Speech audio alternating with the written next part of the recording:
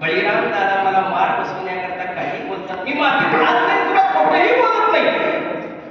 कृष्ण परमात्म्याने असं बोलल्यावर बळीराम दादा म्हणाले, आई एक काम कर, त्याचंही खरं धरू नको, माझंही खरं धरू नको.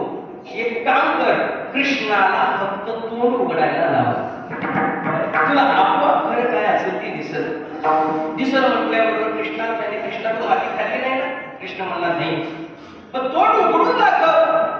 कृष्ण परमात्मा म्हणू लागले, आई तू ज्या अर्थी मला तोंड उघडायला लावते त्या अर्थी तुझा माझ्यावर विश्वास नाही म्हणते, मी माती खाल्लेलीच नाही.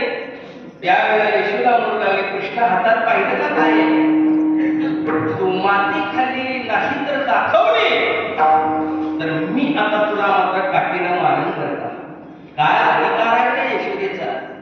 जगाचा बाप असणारा परमात्मा, आणि त्या परमात्म्याला यशोदा माता बोलते, जगाचा हा बाप दाखविला माये, माती खाता जाय मारावया.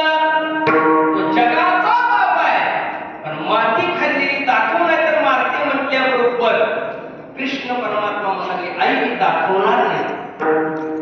खाल्लीच नाही तर कसं काय दाखवणार नाही म्हटल्यानंतर यशोदा माता पुढे सरसावली, आणि सरसावल्यानंतर मारावया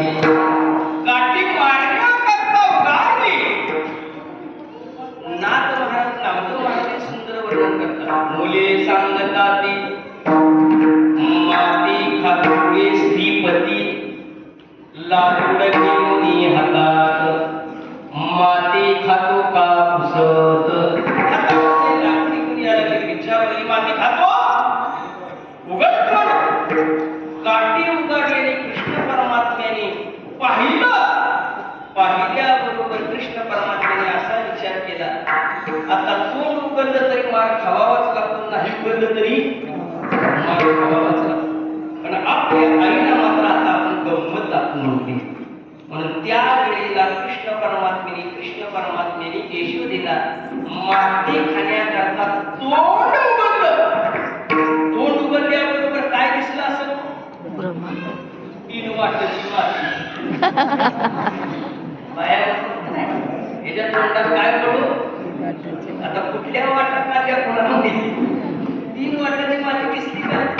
ऐका काय काय दिसली तर त्या कृष्ण परमात्म्याच्या मुखामध्ये माती तर जाऊ द्या, पृथ्वी दिसायला, आकाश दिसायला लागलं, आकाशात सूर्य दिसायला लागला, तारे दिसायला लागले, चंद्र दिसायला लागला, पृथ्वी दिसायला लागली, पृथ्वीवर गोकुळ दिसायला लागलं, गोकुळात नंदाचा वाडा दिसायला लागला, आणि नंदाच्या वाड्यात यशोदा कृष्ण परमात्म्याला मारायला लागली. देवाच्या तोंडात यशोदा नीट नीट म्हणून पाहायला लागली. माझ्यासारखीच साडी दिसते, आत खाद्य पाहिजे. आता म्हणे गाठी दिसते. बळीराम दादाला म्हणलं की दादा आज काय दिसतंय?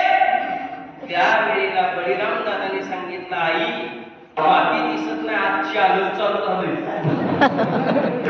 म्हटली चालू दिसतंय. म्हटले कुठलं? गोकुळातलं. तू दिसते माते. ज्या वेळेला कृष्ण परमात्म्याच्या मुखामध्ये यशोदे मातेने ब्रह्मांड